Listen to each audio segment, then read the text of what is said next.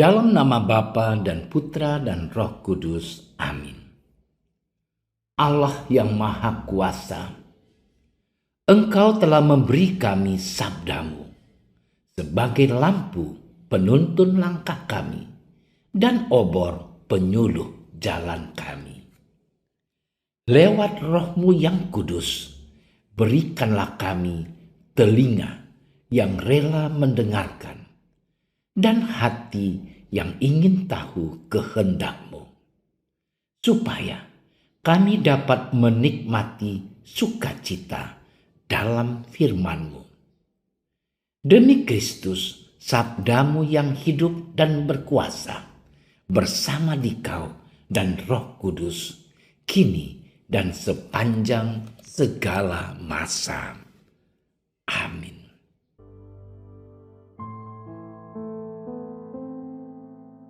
Pada suatu hari, dibawalah kepada Yesus seorang bisu yang kerasukan setan. Dan setelah setan itu diusir, dapatlah orang bisu itu berkata-kata. Maka heranlah orang banyak, katanya, yang demikian belum pernah dilihat orang di Israel. Tetapi orang Farisi berkata, dengan kuasa penghulu setan, ia mengusir setan. Demikianlah Yesus berkeliling ke semua kota dan desa. Ia mengajar dalam rumah-rumah ibadat dan memberitakan Injil kerajaan surga, serta melenyapkan segala penyakit dan kelemahan. Melihat orang banyak itu, tergeraklah hati Yesus oleh belas kasihan kepada mereka, karena mereka lelah dan terlantar seperti domba yang tidak bergembala. Maka katanya kepada murid-muridnya, tuaian memang banyak, tetapi pekerja sedikit. Karena itu, mintalah kepada Tuan yang empunya tuaian, supaya ia mengirimkan pekerja-pekerja untuk tuaian itu. Demikianlah sabda Tuhan.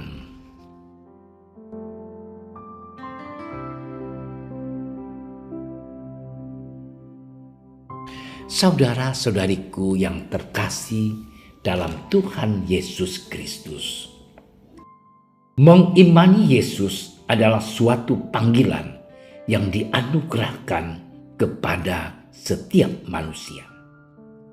Panggilan tersebut dapat ditanggapi secara positif maupun negatif. Mengimani Yesus mengarahkan setiap pengikutnya kepada gaya hidup dan pola pikir yang sejalan dengan kehendak Yesus. Bagaimanakah kita memaknainya, memaknai panggilan kita?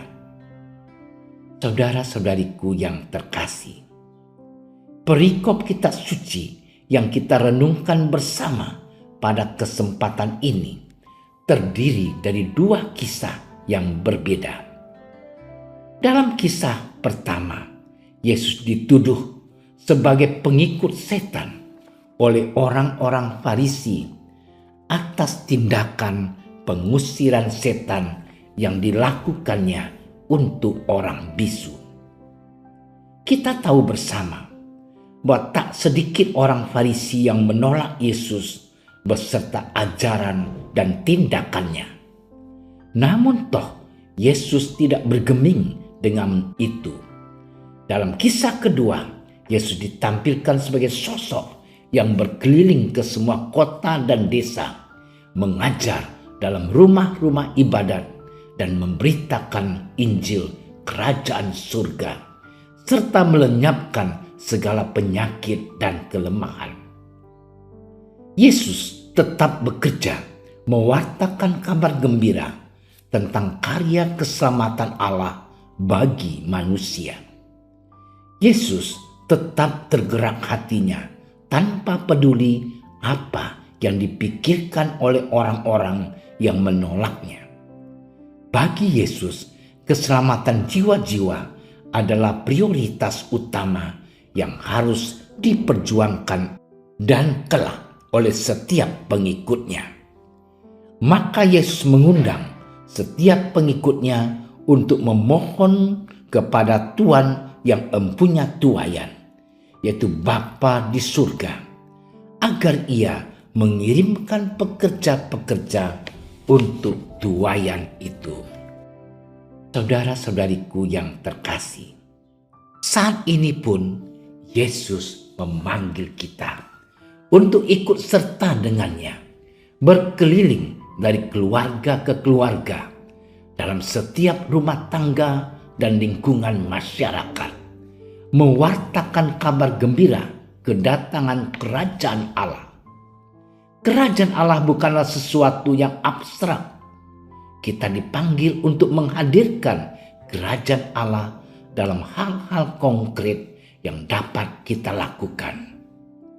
Panggilan janganlah sekali-kali hanya dimengerti sebagai panggilan untuk hidup religius dan imamat saja. Itu adalah panggilan khusus. Namun setiap murid Kristus, apapun status, jabatan, dan pekerjaannya, dipanggil untuk satu misi yang sama, mewartakan kabar keselamatan Allah kepada setiap makhluk dan mengupayakan terwujudnya kerajaan Allah di tengah-tengah dunia ini. Saudara-saudariku yang terkasih, panggilan yang kita hidupi adalah rahmat Roh Kudus, berkat pembaptisan dan krisma.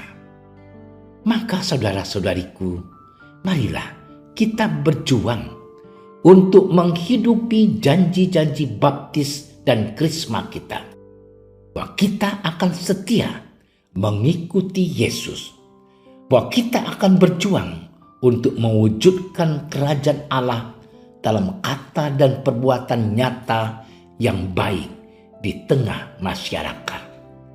Dengan kata lain, kita diundang dan dipanggil untuk menjadi saksinya. Maka kita harus berjuang untuk menghidupi janji-janji iman kita dalam hidup sehari-hari kita. Tulus ikhlas bekerja bagi keluarga, tekun belajar di sekolah, dan membangun persekutuan kasih di tengah masyarakat. Itulah perwujudan iman dan panggilan kita yang konkret sebagai pengikut Tuhan. Tuhan memberkati kita. Ya Tuhan Yesus, Engkau yang telah memanggil kami untuk mengikutimu dalam iman dan mewujudkan panggilan itu dalam hidup sehari-hari. Anugerahkan berkat-Mu bagi kami, agar kami kuat dan tabah dalam menghidupi janji-janji baptis dan krisma kami dalam hidup kami sehari-hari. Amin. Kami berdiri di hadapan-Mu, ya Roh Kudus, pada saat kami berkumpul di dalam nama-Mu, bersama-Mu sendiri yang membimbing kami, membuat diri-Mu nyaman berdiam di hati kami. Ajarilah kami jalan yang harus kami tempuh dan bagaimana kami harus mengikuti jalan itu. Kami lemah dan berdosa. Jangan biarkan kami mendukung kekacauan. Jangan biarkan kebodohan menuntun kami ke jalan yang salah. Jangan pula keberpihakan mempengaruhi tindakan-tindakan kami. Kiranya kami menemukan di dalam Engkau kesatuan kami, agar kami boleh berjalan bersama menuju kehidupan abadi dan tidak menyimpang dari jalan kebenaran dan apa yang benar. Semua ini kami mohon kepadamu yang berkarya di setiap tempat dan waktu dalam persekutuan dengan Bapa dan Putra untuk selama-lamanya. Amin. Bapa kami yang ada di surga, dimuliakanlah namamu. Datanglah kerajaanmu. Jadilah kehendakmu di atas bumi seperti di dalam surga. Berilah kami rezeki pada hari ini, dan ampunilah kesalahan kami, seperti kami pun mengampuni yang bersalah kepada kami. Dan janganlah masukkan kami ke dalam percobaan, tetapi bebaskanlah kami dari yang jahat. Amin. Salam Maria, penuh rahmat, Tuhan sertamu. Terpujilah engkau di antara wanita, dan terpujilah buah tubuhmu Yesus. Santa Maria, Bunda Allah, doakanlah kami yang berdosa ini, sekarang dan waktu kami mati. Amin. Kemuliaan kepada Bapa dan Putra dan Roh Kudus, seperti pada permulaan, sekarang, selalu, dan sepanjang segala masa. Amin. Dalam nama Bapa dan Putra dan Roh Kudus. Amin. Terima kasih sudah menyaksikan renungan hari ini.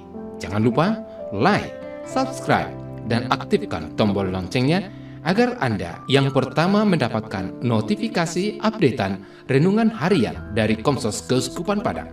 Dan bagikan ke sosial media agar saudara-saudara kita dapat mendengarkan dan merenungkan firman Tuhan.